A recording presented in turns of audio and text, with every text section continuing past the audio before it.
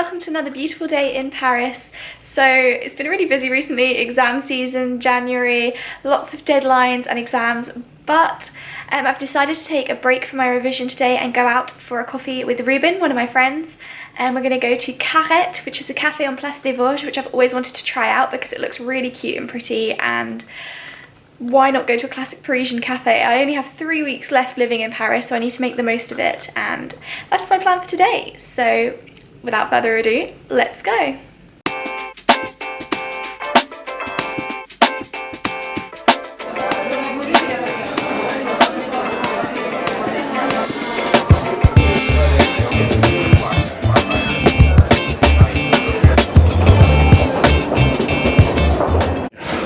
I'm with Reuben today, and we went out for breakfast, and then on the way at Carette, it was a really amazing cafe. And then on Place des Vosges, and well, on the way back we passed a canelé shop, so we're going to eat something again. Yeah, I've been meaning to try this for a while. It's so cute. We went for the Creme Brulee canelé, and we're about to try it. So chin chin.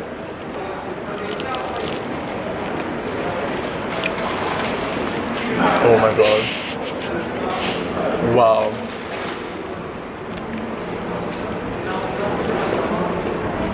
I don't even know what to say, it's just like mind-blowing. Beautiful, beautiful. That is so good. It's really crunchy, but then really soft in the middle as well. And the creme brulee is like the vanilla. You can see, I don't know if it's going to focus.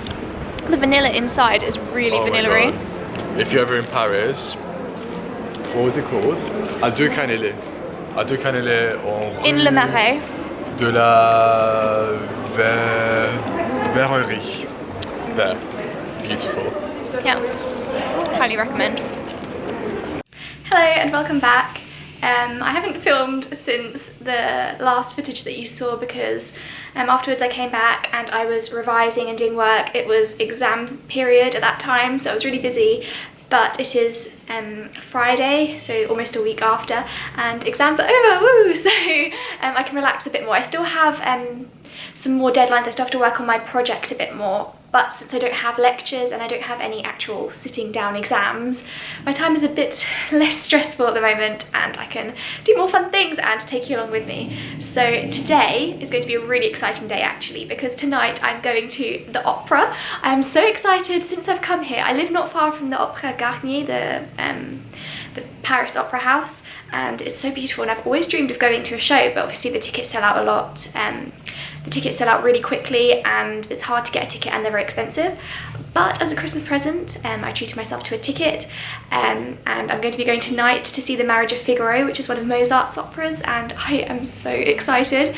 And during the day I'm planning to go for a walk and maybe go to a shop called Antoinette Poisson. I've always wanted to go there. It's named after Madame Pompadour, which was the king's mistress. And her actual name, she was known by Madame Pompadour, but her real name was Antoinette Poisson. And they do prints using 18th century methods of printing, and they do really beautiful pictures, and I've just always dreamed of going to that shop to have a look around, maybe get a print. So I'll go and show you what it's like, and that's my plan for today, and I'm really excited. And I'm really tired. I have a bit of a headache because, well, today's Friday, but Thursday is my project day, and there's always so much to do for Thursdays, and I was up till 2:30 on Wednesday night working on my computer. Considering I started working at 9:30 and then carried on until 2:30, as in like 2:30 AM, with only an hour and a half lunch break. It was a very intense day, and I still have a headache from lack of sleep. I can't deal with not sleeping, and also when I stay on my computer for too long, my laptop, like when I have lots of work to do on my laptop and I'm constantly on it, it just gives me headaches and makes my eyes go red. I have some blue light glasses that I use actually to block out the blue light, and that does help, but with architecture you can't avoid it. You're going to be on your computer a lot, which is the one downside I find, but yes, at least we had everything done for the presentation. When I say we, I mean my group. And yes, now we'll have more time to work on the project since I don't have any more lectures, so it'll be better. But today I can relax, have a little bit of downtime before getting back into my work. Also, my lip colour is new. It is a Secret Santa present. I've never gotten such a great Secret Santa present because normally I just get some chocolate coins or something, but I got this and I really love it. I'll show you what it is actually, one second. So for those of you who are interested, the Secret Santa present was a Rouge Allure link in the colour 154 Expérimenté, and it is like this, and it's a really beautiful colour. I really love it. So the Secret Santa knew me well because they know that I like lipsticks. But yeah, that's my plan for today, so let's go. This is my outfit. I've got some tweed trousers from the French brand Rouge, this fluffy coat from Urban Outfitters, and yeah, I've had to wrap up really warm again because it's really cold. It's something like 3 degrees outside all the time, so this is, yeah, January weather outfit.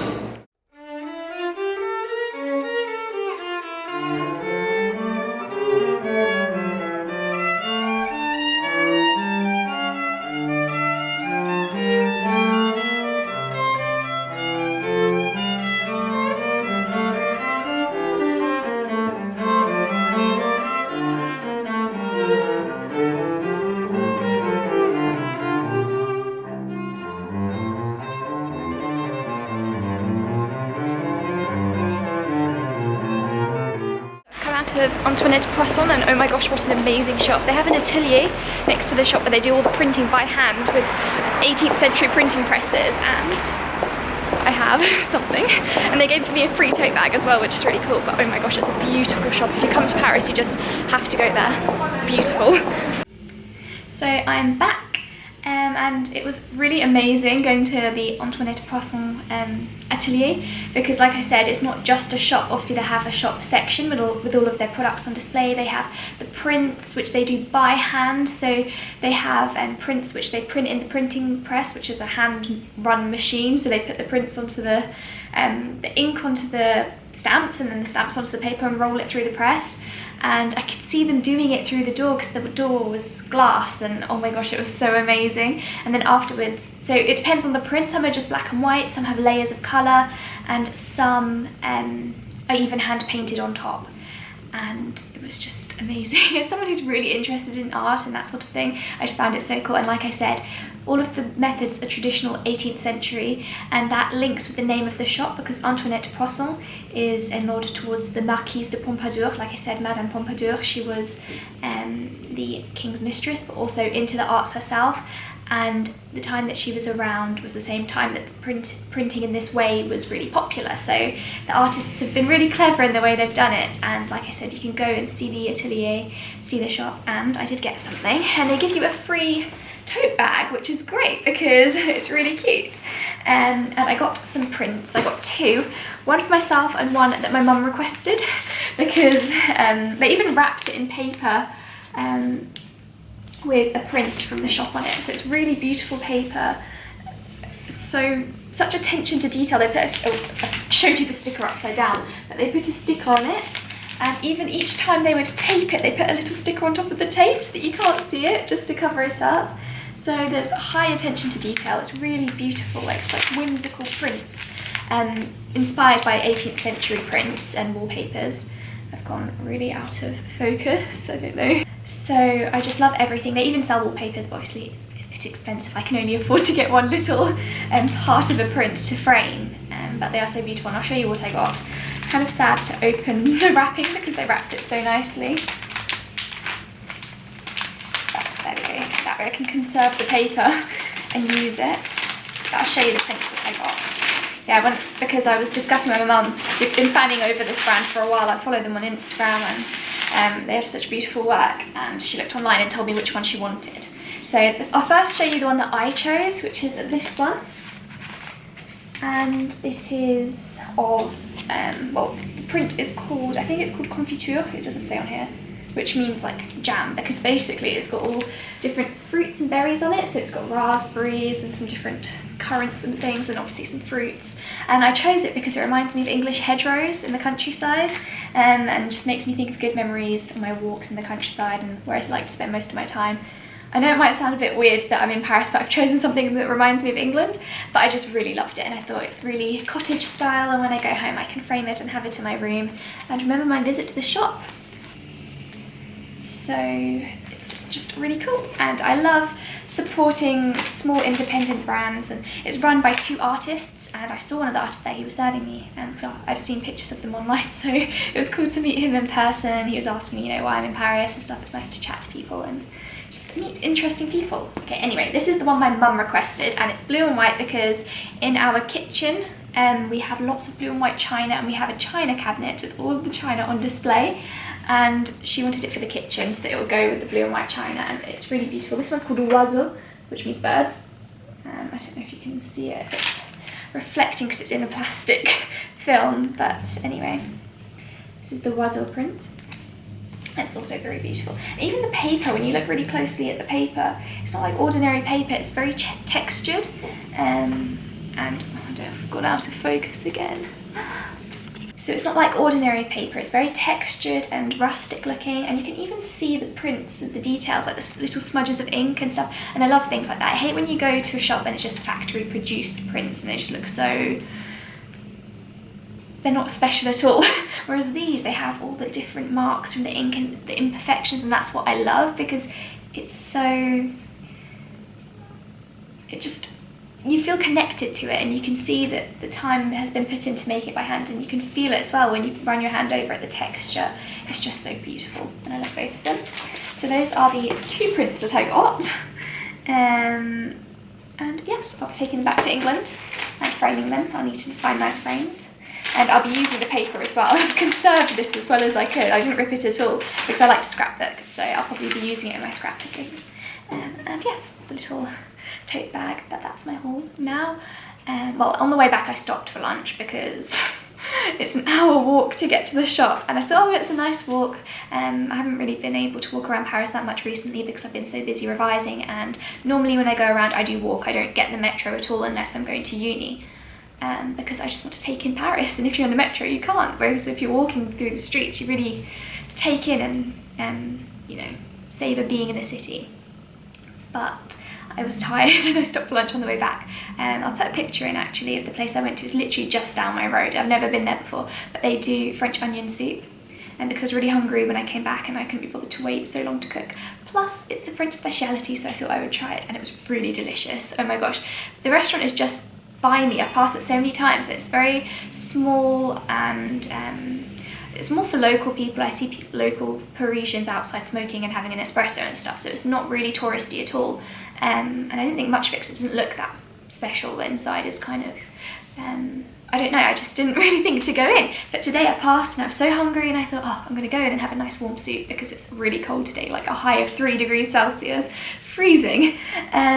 But it was really good, and homemade food there, and the people were really lovely, and they had William Morris wallpaper, which I appreciate because I'm a big fan of William Morris. So yes, the restaurant was very nice, and the soup was good. So I recommend it if you're ever in Paris for something more local, traditional, and not touristy and overpriced, because the soup was only €7.90, so it's actually a really good price, because the touristy restaurants, when you go to them, they can be literally €15 up to €20 for an onion soup, which is, you shouldn't be paying that much. €7.90 is reasonable, and you can get really good quality food.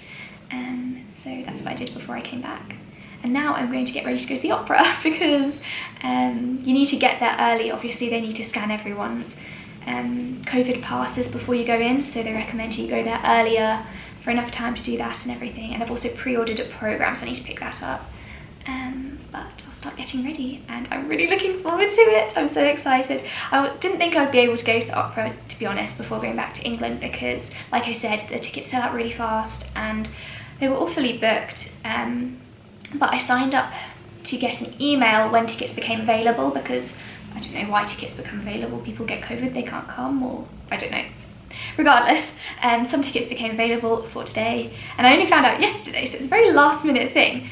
But like I said, I had some Christmas money that had been sent to me from family, which I used to buy the tickets, so it's a little gift to myself, well, from family, put together. So I just can't wait, and yes, that's what I'll be doing now. And I will not be able to film the actual performance because that's not allowed, but I'll try to film inside the building if I can, because I've been there once before as a tourist. You're able to look around, and honestly, it's one of the most beautiful buildings ever, so it'd be good if I could show you.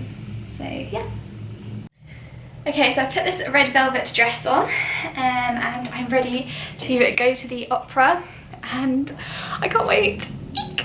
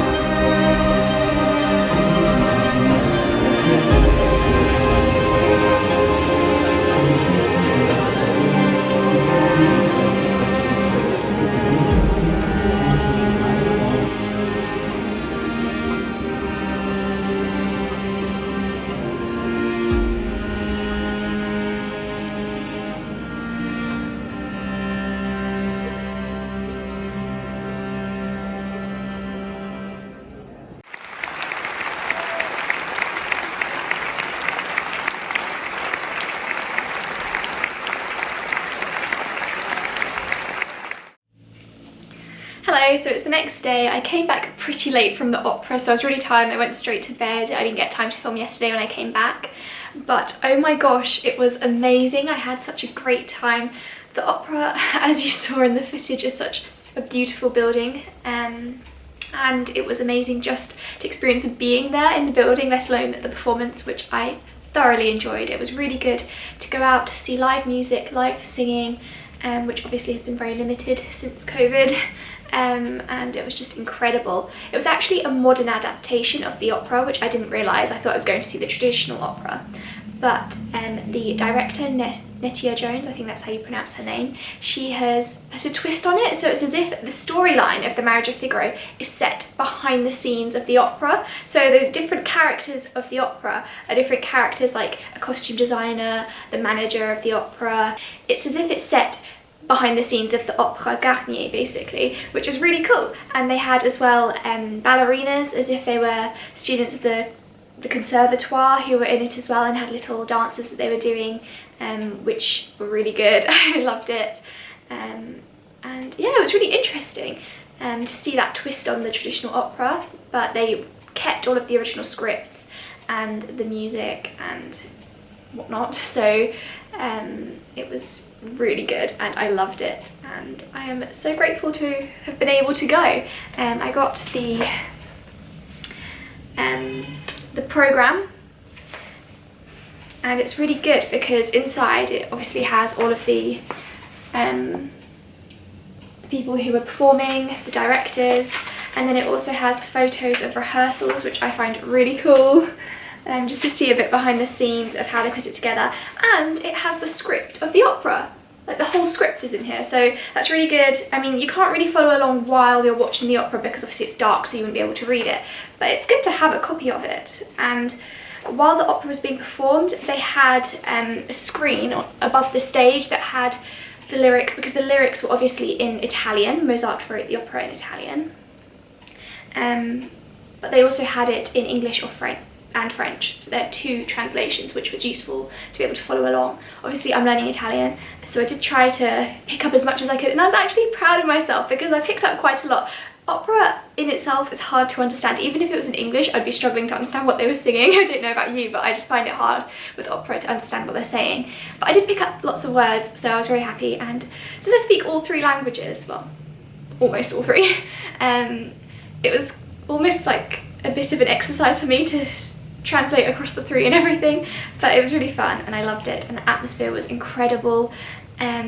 I don't know if you saw in the footage that the gold hall with the massive chandeliers and all of the frescoes, when I went to visit last time it was empty, so it was just to walk through the gallery, but when they have opera performances they filled it with tables and chairs and they set up a bar and people were drinking, and imagine sitting and relaxing in that room and just drinking. Lots of people had champagne before the show. It was just honestly such a magical atmosphere and I loved it. It was so good. So I hope you enjoyed joining me on my trip and that you enjoyed this video. If you did, then please like it and subscribe to my channel to join me on more adventures around Paris, and I will see you next time. Bye!